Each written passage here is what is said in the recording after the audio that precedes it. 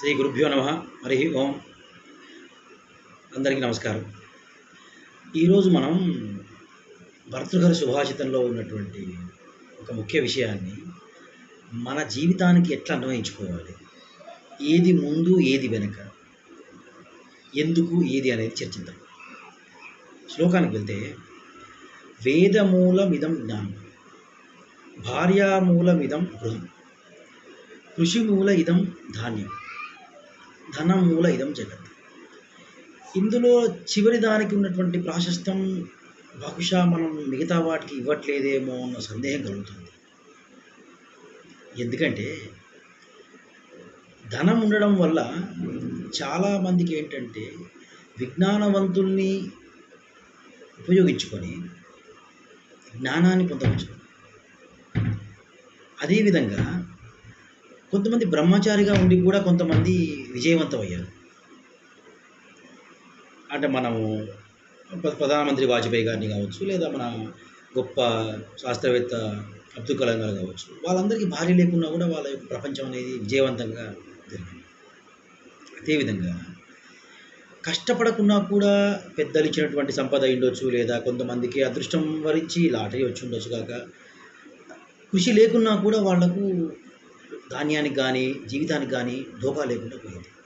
ఈ చివరిదైనటువంటి ధనం మూల ఇదం జగత్ అనేటువంటి దాన్ని బాగా అర్థం చేసుకునే వాళ్ళు ముందుకెళ్ళారు. ఇక్కడ మనం అర్థం చేసుకోవాల్సింది ఏంటంటే 100 మందిలో దాదాపు 90-95 మంది గృహస్థాశ్రమంలో ఉంటారు. ఆ చివరి 5గురి సంగతి తర్వాత. ఆంజనేయ స్వామి కూడా మరి బ్రహ్మచారి. ఆ విధంగా చాలామంది ఉన్నారు. సో ముఖ్యంగా సగటు మధ్యతరగతి వారికి వర్తించేటువంటి శ్లోకం ఇది. ఎందుకంటే ధనవంతులు ఎలాగైనా వెళ్లదీసుకోగలరు. వాళ్ళకు కూడా వాళ్ళ కష్టాలు వాళ్ళకు ఉంటాయి. సీత కష్టాలు సీతవి, పీత కష్టాలు పీత అంటాం కదా.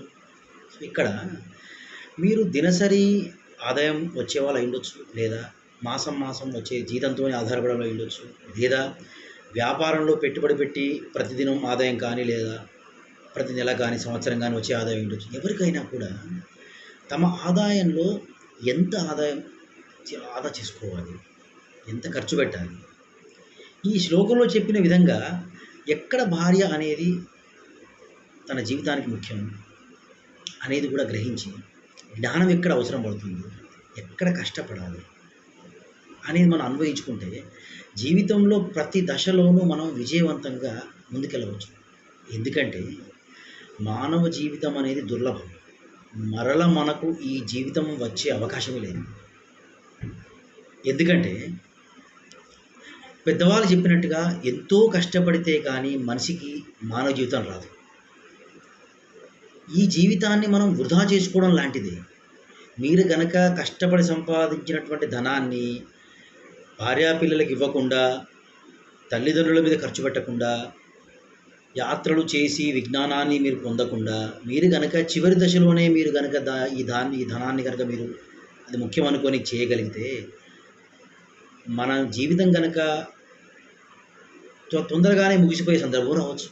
ఏదైనా జరగవచ్చు మనిషి జీవితానికి. కాబట్టి మనకు ఏమి చేస్తున్నామో తెలిసి అది ఎంతవరకు నిజమో గ్రహించి ముందుకు వెళ్ళాలి.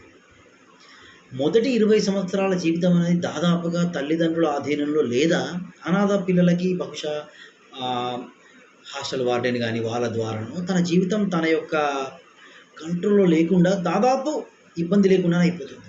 ఒకరిద్దరు అనాథల సంగతి మనం పక్కన పెట్టేస్తాం. సో తదుపరి సుమారుగా 20 సంవత్సరాల నుంచి వెళ్ళి వ్యక్తికి కొద్దిగా శారీరక పుష్టి వస్తుంది. తను బహుశా స్వయం కృషి కానీ, లేదా ఉద్యోగం కానీ, వ్యాపారం కానీ చేసుకొని తన జీవితాంతం కొనసాగిస్తుంది.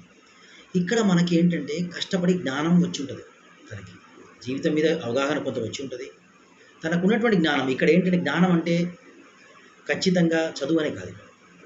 ఉదాహరణకి వృత్తిరీత్యా కళలు ఉండొచ్చు. కొంతమందికి సినిమా రంగం మీద వ్యామోహం ఉండి, ఇష్టం ఉండి, ఆ విషయం డ్యాన్స్ కానీ డైలాగ్స్ కానీ నేర్చుకొని వాళ్ళు సినిమా రంగంలో వెళ్ళిపోతారు. కొంతమంది కష్టించి పని చేస్తారు, కొంతమంది ఉద్యోగం చేస్తారు, కొంతమంది వ్యాపారం చేస్తారు. ఈ విధంగా వాళ్ళకు జ్ఞానం అనేది ఉన్నది. ఇక్కడ బహుశా గ్రహచారమో మిగతా అదృష్టమో కలిసి వచ్చి చాలామందికి, లేదా తన యొక్క గుణాన్ని అనుసరించి వివాహం అవుతుంది, భార్య వస్తుంది. సో తన యొక్క జీవితం మొదలైంది. ఇక్కడ భార్యామూల ఇదం జగత్ అంటే నేను కష్టపడి జ్ఞానాన్ని సంపాదించుకున్నాను, ఇప్పుడు కృషి చేసి ధాన్యం అనగా డబ్బు సంపాదిస్తాను, లేదా మనందరికీ సరిపడా ఆహారం సంపాదిస్తాను అని చెప్పేసి ఇక్కడ మనం ఆడవారిని తక్కువ మనం అనుకోకూడదు. ఈ కాలంలో భార్యాభర్తలు ఇద్దరు పనిచేస్తున్నారు, తెలిసిన విషయమే. చాలా తక్కువ కుటుంబాలలో మాత్రమే అటు ఇటుగా ఉంటుంది. భార్య సంపాదించి భర్త ఖాళీగా ఉండే సందర్భాలు లేకపోలేదు. ఇక్కడ ఎవరో ఒకరు సంపాదిస్తారు, ఇద్దరు సంపాదిస్తారు. ఇక్కడ మనం భార్యా పిల్లలతో పాటుగా వృద్ధాప్యంలో ఉన్నటువంటి తల్లిదండ్రులు, ప్రతి తల్లిదండ్రి ఖచ్చితంగా ఆదాయం ఉన్నటువంటి తల్లిదండ్రి అవ్వకపోవచ్చు పిల్లలు పెద్దవాళ్ళైన తర్వాత, లేదా వాళ్ళకు తిరిగి అవకాశం రాకపోవచ్చు, వాళ్ళకి పెన్షన్ రాకపోవచ్చు. సో ఇక్కడ కొడుకు లేదా బిడ్డకు బాధ్యత వస్తుంది. ఎందుకంటే ఎంతో కష్టపడి సంపాదించుకున్నటువంటి ఈ జీవితాన్ని మీరు భార్యా పిల్లల కోసం లేదా తల్లిదండ్రుల కోసం మీరు వెచ్చించకపోతే, వాళ్ళను మీరు సుఖపెట్టకపోతే మీ జీవితం వృధా అయినట్టే. అలా అని చెప్పి మీరు మొత్తం ఖర్చు పెడితే మీరు వృద్ధాప్యం వచ్చేసరికి లేదా మీ ఆదాయం ఆగిపోయేసరికి అనివార్య కారణంలో సంపాదన ఆగిపోవచ్చు, సంపాదించే అవకాశం లేకపోవచ్చు, ఇద్దరికి భార్యాభర్తలు ఇద్దరికి లేకపోవచ్చు, అప్పటికి పిల్లలు సంపాదనకు రాకపోవచ్చు. అప్పుడు ఈ దుర్లభమైనటువంటి మానవ జీవితాన్ని ఎట్లా మీరు ముందుకెళ్తారు? సదాశివుడే భిక్షాటన చేస్తున్నాడు, నేను కూడా భిక్షాటన చేస్తాను అనేది కరెక్ట్ కాదు. ఎందుకంటే మీరు కరోనా సమయంలో చూసుంటే పక్క వాళ్ళతోనే మనం మాట్లాడే పరిస్థితి లేకుండా పోయింది. స్వయంగా నాకే ఇలా వచ్చింది. స్వయంగా ఎవరికైనా వస్తుంది, ఎవరు సహాయం చేయరు. సో కాబట్టి చెప్పేది ఏంటంటే ఈ శోకాన్ని మన జీవితానికి ఎట్లా అన్వయించుకోవాలంటే, మన సంపాదన లోపట భార్యా పిల్లలకు కేటాయిస్తుంది వారి యొక్క సుఖమయ జీవితానికి, మీరు గృహం సమకూర్చుకోవడానికి, తరువాత వారి యొక్క చదువు సంధ్యలకి, మీ యొక్క ఆదాయ వ్యయాలకి చూస్తూనే ఈ ధనం మూల ఇదం జగత్ అనేది ఏంటంటే, ఈ ధనాన్ని మీరు ఖచ్చితంగా ఉదాహరణకి 100%లో 30-40% మీరు ఖచ్చితంగా మొదలు మీ పొదుపు కేటాయించండి. మిగతా 70%లోనే మీ యొక్క జీవన యొక్క రీతిని, జీవితాన్ని కొనసాగించండి. రుణాలు అయ్యుండొచ్చు, పిల్లలకి స్కూల్ ఫీజులు అయ్యుండొచ్చు, తల్లిదండ్రుల ఖర్చులు అయ్యుండొచ్చు, మీ వ్యక్తిగత జీవిత ఖర్చులు అయ్యుండొచ్చు. ఇవన్నీ మీకున్న 70%లోనే చేయండి.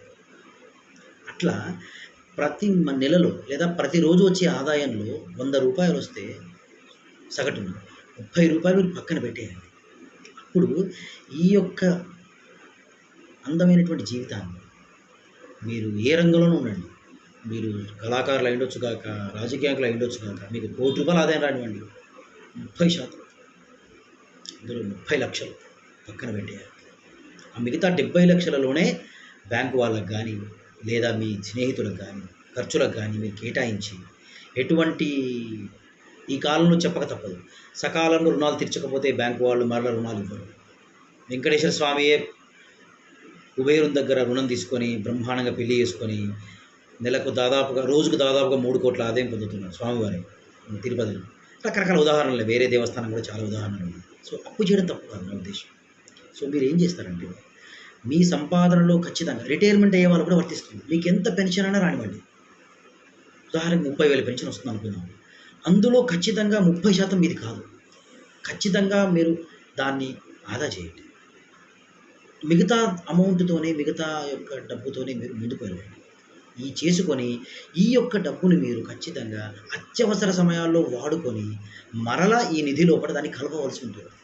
ఒకవేళ అనివార్య కారణాల వల్ల మీరు వాడవలసి వస్తే ఎలాగా? ఈ సంపాదించిన అమౌంట్ని, మీరు సంపాదించినటువంటి పొదుపు చేసినటువంటి అమౌంట్ని మీరు కానీ ఖర్చు పెట్టకపోతే ఏం ప్రయోజనం? ఎవరో ఒకరు చీమలు పెట్టిన పుట్టలు పాములకు ఇరువైనట్లు మీరు ఖచ్చితంగా మీ సంపాదనను పిల్లలకి ఇవ్వడానికి కాదు, మీరు సుఖపడుతూనే, భార్యా పిల్లలను సుఖపెడుతూనే మీరు ముందుకు వెళ్ళాలనేది నా యొక్క ప్రగాఢమైనటువంటి మీకు ఇచ్చేటువంటి సందేశం. సో కాబట్టి మీరు ధనాన్ని వృధా చేయవద్దు.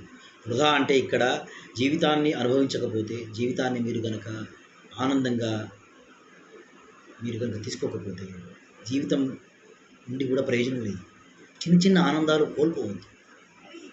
పిల్లల పిల్లలకు ఫీజులు కట్టడం కానివ్వండి, లేదా భార్య పిల్లలకు బట్టలు కానివ్వండి, ప్రతి నెల బట్టలు కొనాల్సిన అవసరం లేకపోవచ్చు కాక. పుట్టినరోజులు చేసుకోవాల్సి వస్తుంది,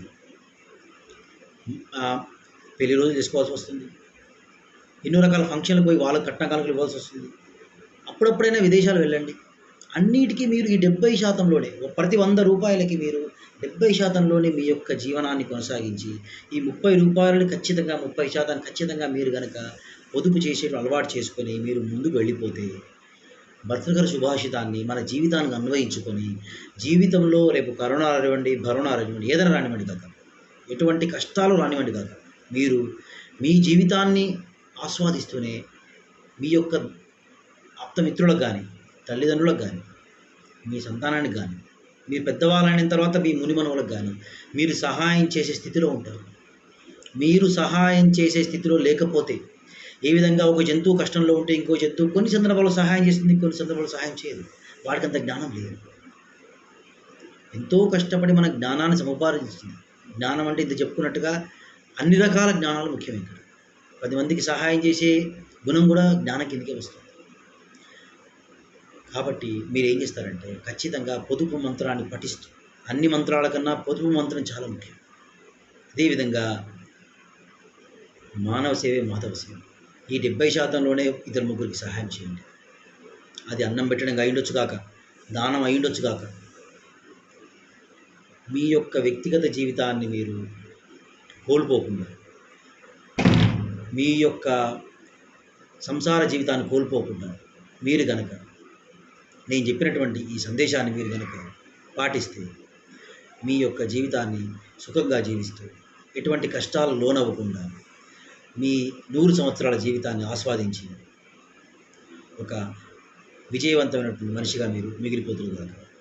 మనిషిగా జీవించడం కన్నా మనీషిగా జీవించడం అనేది ముఖ్యం.